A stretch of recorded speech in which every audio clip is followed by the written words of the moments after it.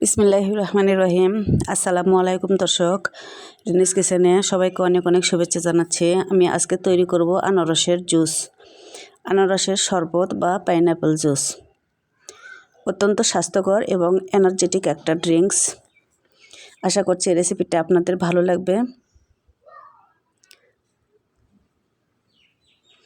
তো চলুন দেখে নিই মূল রেসিপিটি।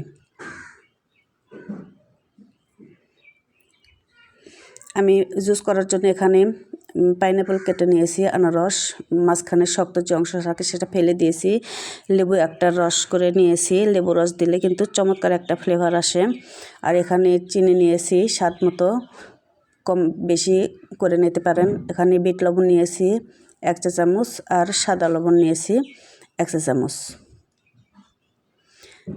সেই সাথে আমার লাগবে কয়েক টুকরা বরফের টুকরা।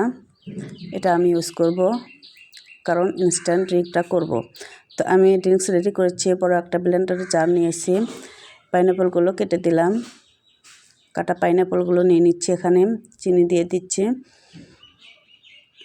লেবু রস দিয়ে দিচ্ছি, বিট লবণ, সাদা লবণ আর বরফের টুকরা। আর সেই সাথে আমি 2 কাপ পানি এখানে দিয়ে দিচ্ছি।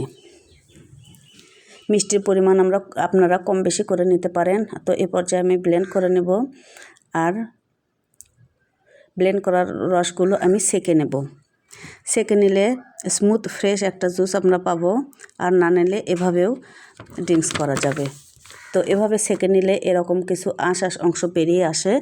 আমার মতে সেঁকে নেওয়াটাই ভালো। তো ফ্রেশ একটা জুস আমরা ড্রিঙ্কস করতে পারবো। তো এভাবে করে সবগুলো রস আমি সেঁকে নেব, আর এভাবে তৈরি হয়ে গেল মজাদার আনারসের জুস। এটা ইনস্ট্যান্ট আমি ড্রিঙ্কস করব কারণ এতে বরফকুচি ব্যবহার করেছি।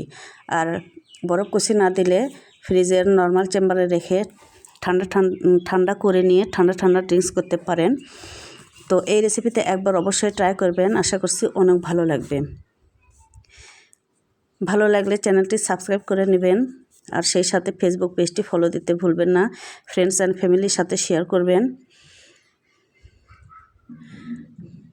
তো আমার জুসটা ড্রিঙ্কস করার জন্য একেবারে রেডি।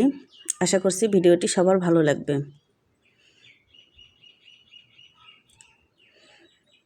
তো ভিউয়ার্স, ভিডিওটি ভালো লাগলে একটু লাইক কমেন্টস করবেন, কারণ আপনাদের লাইক এবং কমেন্টস আমাকে অনেক অনেক উৎসাহ জাগায় নতুন নতুন ভিডিও তৈরি করতে। তো আবার একদিন ফিরবো অন্য একটা রেসিপি নিয়ে। সে পর্যন্ত বিদায়।